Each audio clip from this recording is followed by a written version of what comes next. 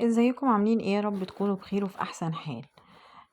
لما تكون الدنيا مقفلة معاك وامور رزقك ضيقة والناس بتنفر منك او ناس بتتعصب عليك او بتلاقي ازمات ومشاكل كتير في حياتك.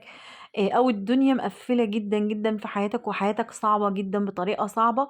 حاول ان انت تلجأ لربنا بالاستغفار.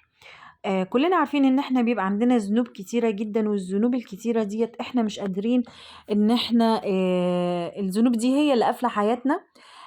من كتر مثلا الذنوب وانت ما بتستغفرش فحياتك بتقفل اكتر، وبتلاقي الدنيا بتسود في وشك، وبتلاقي كل حاجة بتقف، رزقك بيقف، امورك المادية بتقف، بتلاقي الصحاب بينفروا منك، بتلاقي الدنيا كلها اتلخبطت في حياتك. في الوقت دوت الجأ للاستغفار واستغفر ربنا بأعداد كبيرة، لأن على قد الذنوب اللي موجودة في حياتنا وعلى قد اللي هي الذنوب اللي احنا بنعملها، على قد ما احنا لازم يعني نستغفر بنفس العدد وبنفس الكم، عشان تبدأ حياتنا تاني ترجع انها تتفتح، وان ربنا يفتحها علينا، وان ربنا زي ما ربنا وعدنا وقال وقلت استغفروا ربكم انه كان غفارا يرسل السماء عليكم مدرارا ويمددكم بأموال وبنين ويجعل لكم جنات ويجعل لكم أنهارا. فربنا وعد في سورة نوح إن لما تستغفر كتير السماء هتمطر. ربنا هيرزقك بالبنين والبنات. ربنا هيرزقنا بكل حاجة احنا بنتمناها. حياتك اللي قافلة وحياتك اللي هي واقفة ديت هتتفتح وهترجع تبقى أحسن من الأول بالاستغفار. ومن أجمل الناس اللي اتكلموا عن الاستغفار الأستاذ أو الدكتور محمد حجازي أو الشيخ محمد حجازي. أنا بصراحة من الناس اللي أنا فعلا بحب جدا كل ما ينزل فيديو إن أنا أدخل أتابعه. هو بيتكلم عن حاجتين وأنا اتكلمت عنهم قبل كده: 30,000 استغفار في اليوم، وسورة البقرة هو بيقراها بأربع مرات، علشان وحكى بقى ان هو حصل له ضائقة مالية، وان ربنا بدأ يفتحها عليه لما بدأ يستغفر بأعداد كتيرة جدا.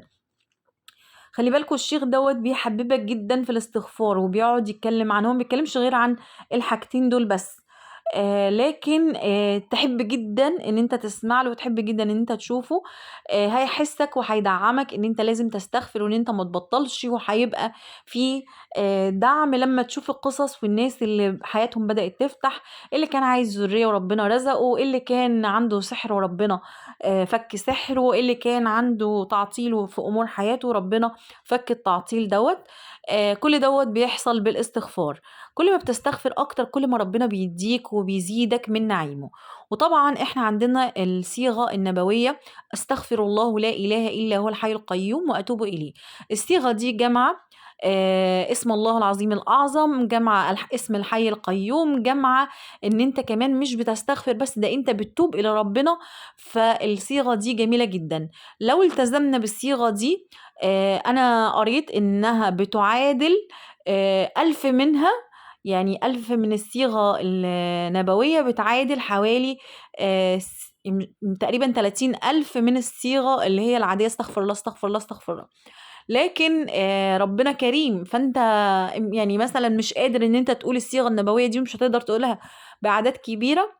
عندك الاستغفار ان انت تستغفر ربنا، تقول استغفر الله استغفر الله استغفر الله، استغفر في المواصلات، استغفر وانت ماشي، استغفر وانت ال- المرأة تستغفر وهي في المطبخ، الرجل يستغفر وهو في طريقه لشغله، وهو راكب عربيته، وهو راجع من شغله.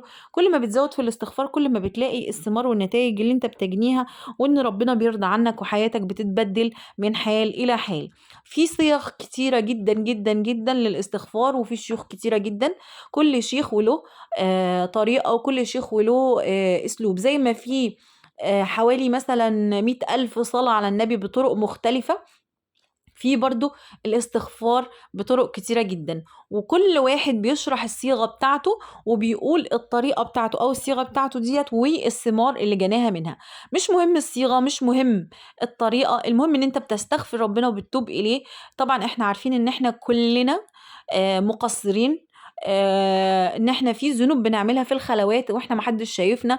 الذنوب الخلوات دي بتبقى أصعب بكتير من الذنوب اللي هي أنت قدّام الناس إن أنت كويس، لكن أنت بتذنب ذنب، فكل مرّة أنت مش قادر إن أنت تكُف عن الذنب ده، فتفضل تستغفر ربنا علشان يمحو الله من كتابك السيئات اللي أنت عملتها ويبدّلها بحسنات.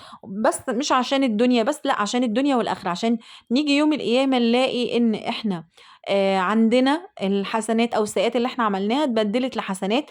الاستغفار دوّة هيزوّد في كتابنا وصحيفتنا يوم القيامة. طبعًا اللي إحنا بنشوفه دلوقتي في غزة واللي بنشوفه في السودان، كل اللي بيحصل في الأمم العربية والإسلامية ما بيحصلش غير من إن إحنا بدأنا نبعد عن الدين، وبدأنا ما نستغفرش. المطر اللي ما بينزلش بقى له فترات طويلة جدًا، والدنيا إحنا داخلين أهوّة، يعني إحنا خلاص داخلين على شهر واحد والمطر قليل جدًا، ده برضه من قلة الاستغفار. لو بدأنا نستغفر هنجني ثمار كل دوّة إن شاء الله، الأحوال هتتبدل، ربنا هيقف معانا، ربنا هينصر إخواننا المجاهدين في فلسطين وفي السودان. ربنا هيكرمك في حياتك، هيكرمك في أولادك، هيكرمك في رزقك، هتلاقي الحياة والدنيا كلّها بدأت تتغيّر بالاستغفار. واظبُ على الاستغفار كل يوم. حاول إن أنت تبدأ في الأول بأعداد، مثلًا تبدأ ب1000 مرّة استغفار في اليوم، بعد كده زوّد، زوّد، زوّد على قد ما تقدر، كل ما بتزوّد أكتر، كل ما ربنا بيكرمك أكتر والحياة بتبقى أحسن، والدنيا هتتغيّر معاك وهتتفتح في وشّك، وهتلاقي الدنيا بقت أحسن بكتير. استغفروا كتير عشان تجنوا ثمار استغفاركم، وعشان ربنا يغفر لنا زي ما ربنا وعدنا في آياته. حاول تداوم على الاستغفار وما تبطّلش، بالعكس زوّد، وإن شاء الله ربنا هيكرمنا والحياة كلّها هتتغيّر بإذن الله. والسلام عليكم ورحمة الله.